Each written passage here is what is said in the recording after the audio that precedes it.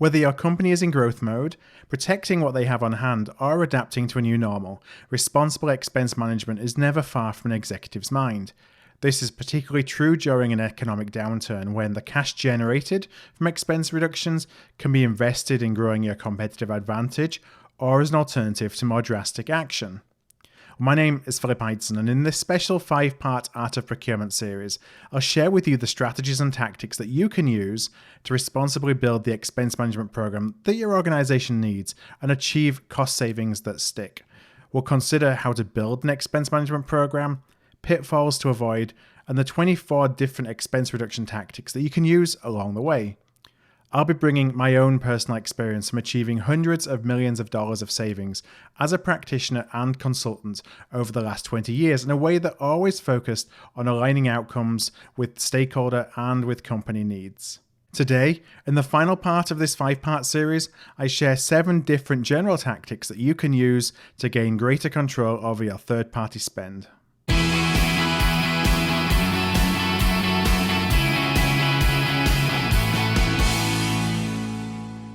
Over the last couple of parts of this series, we discussed a number of incumbent supplier, sourcing, demand, and category management expense reduction tactics. Today, I'm going to share some more general tactics, the ones that really didn't fit in any of those buckets, but are still really effective nonetheless. So the 7 tactics I want to share with you today. The first one is to leverage a GPO model. Now, GPOs are often considered to be for companies who didn't have the volume to negotiate directly with the types of providers that a GPO typically covers, the types of categories that a GPO typically covers. That's not true anymore. So more and more GPOs are used by larger organizations as well as part of a broader category strategy. So which are the categories or which are the suppliers where, it just doesn't make sense for us to have a direct negotiating relationship with. We're going to leave that to the GPO and take advantage of the prices that the GPO has negotiated. Now, as a procurement team, you can actually also leverage a GPO to provide an opportunity to your suppliers and your customers to help them lower their SG&A costs. We talked in a previous part about helping negotiate tier 2 pricing within your supply base. Well, actually giving them access to a GPO model that you have access is another way of doing that, frankly. On the customer side, actually, a model that I built for my company back in the 2008 recession was to enable my customers who are small and medium-sized businesses to access prices that I was able to negotiate because, again, I had the leverage and a lot of our customers were small businesses. So they can get access to those deals that they couldn't on their own. Doing so, you can either do that as a service, to increase your position as a customer of choice, or you can do it as an incentive, to keep their business with you versus some of the competitors.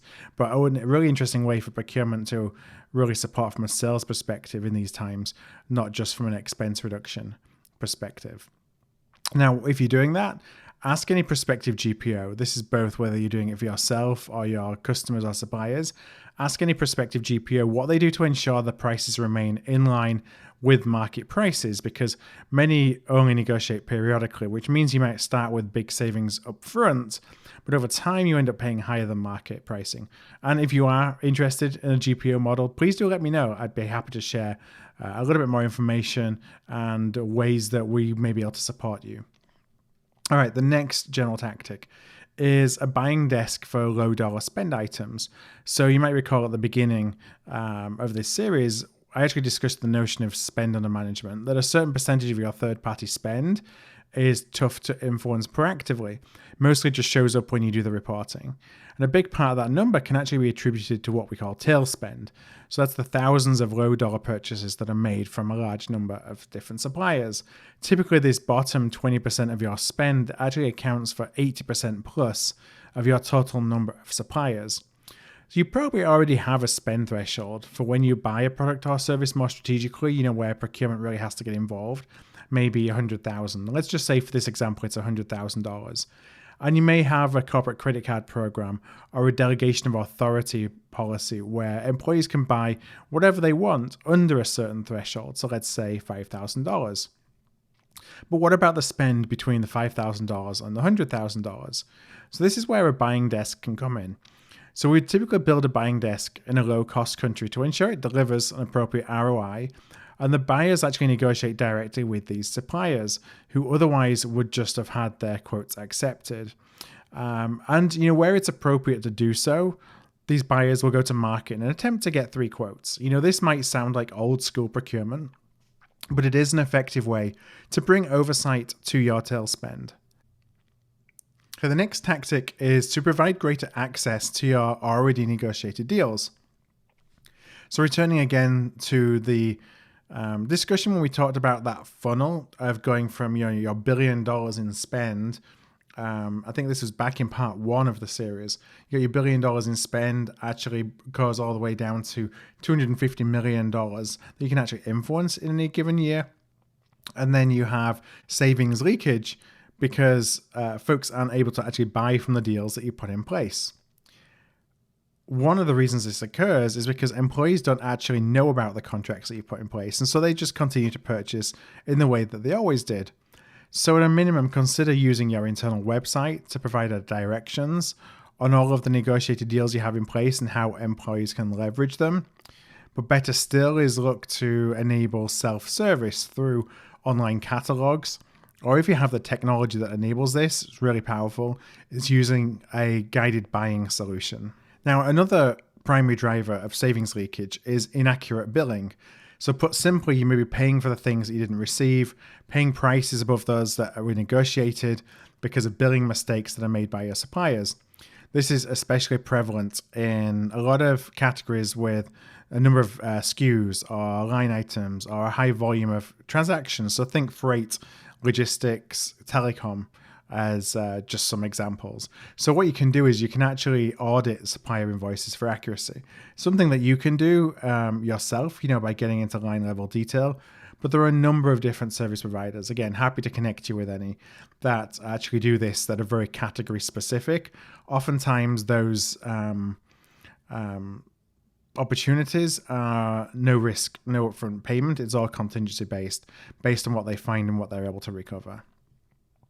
Next tactic is to increase your P card or your corporate card usage. Now, earlier in the guide, I suggested the potential to tighten controls on your corporate P card usage, through demand management as a demand management tactic. But the good news is you can tighten controls while still increasing your net spend. Most corporate P card programs are severely underutilized. I've seen many programs that are really failing to hit the original business case of spend that is actually spent on them. Now, increasing total spend actually reduces the internal transaction costs associated with the procure to pay process, which is one benefit. The other benefit is that a lot of the business cases for corporate P cards are based on rebates. And while you increase your spend, you also increase the rebates that you receive from the card issuers. Now, the next area of next tactic, if you will, that's more of a general tactic, is creative bartering. So what's creative bartering? When I say bartering, I don't really mean bartering in the traditional sense. I'll give you a barrel of oil in return for an hour of your time. You make this, I make this, let's just swap. What I think about when it comes to bartering is that there may be opportunities to reduce the cost of something that you want to buy by offering something in return. And an example, and I know I've shared this example on the podcast before, is when I was a practitioner, one of my categories of responsibility was childcare. Long before we had kids, it's fair to say that when I started that category, I didn't know a lot about what I was doing. The company I worked for, we needed an on-site childcare center, and we had an empty building to use for it, but no budget to pay for its ongoing operation. So we found a leading provider of childcare services who were motivated to use our childcare center as a pillar of their strategy to expand into our country. We leased them that building for free. Because we had an empty building that we could dedicate to this, and they operated the childcare center with zero cost to us.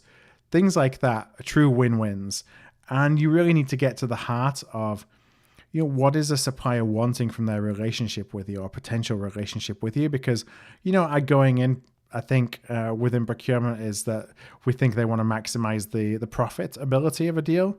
That's not always the case. They often have different strategies of why they want to work with us. And the last general tactic that I want to share is a more targeted use of subject matter experts. So in many organizations, it's really not possible to build a procurement team full of category domain experts with an understanding of current market conditions.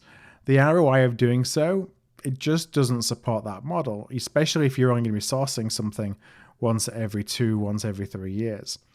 Historically, it's been difficult to access that level of subject matter expertise unless it's through an expensive, large-scale procurement consulting engagement, or whether you're hiring a contractor, for a 3 or a 6 month project. Now, today, organizations can access subject matter expertise in a much more flexible way, whether it's just to support the opportunity assessment phase, whether it's behind the scenes coaching, during the development of category and sourcing strategies, or even during the execution, through the negotiation stage, just being a voice to help guide your team through that process. Or you can use them to manage entire projects. So here at Art of Procurement, for example, we support our clients with access to domain experts who are always in the market for a particular product or service. We do that through our experts on demand model. And you can tap into resources such as this on an as needed basis as part of your expense management program. It really helps to accelerate the time, if you're using this in a targeted way to secure and maximize your savings. So those are all the tactics that I wanted to share with you on this series. There's 24 tactics in total over the past 3 parts of this 5-part series.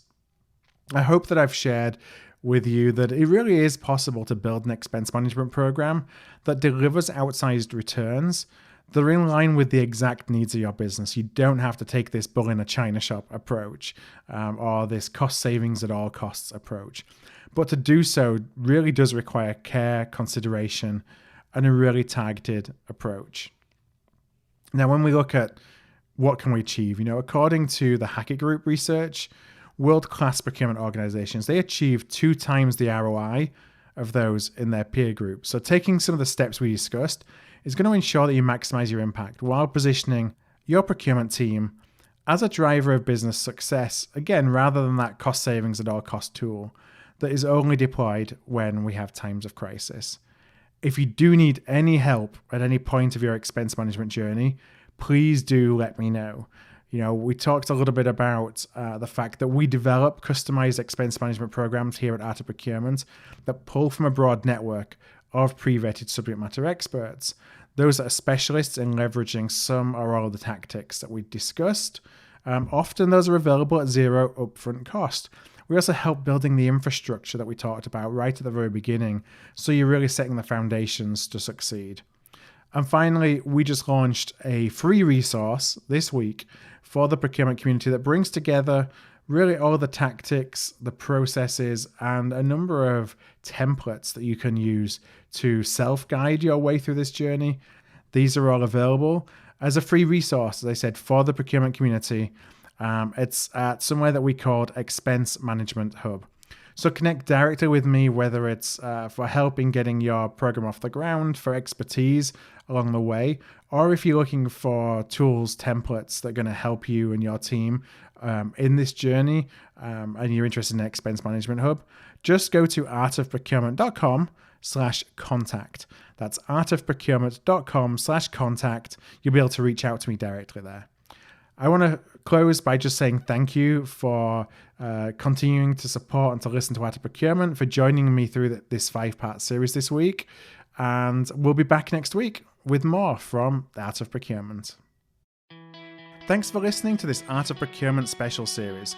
For more information and for templates and cheat sheets that you can use to help drive savings that stick, we've created a free-to-access expense management hub that is powered by AOP Mastermind.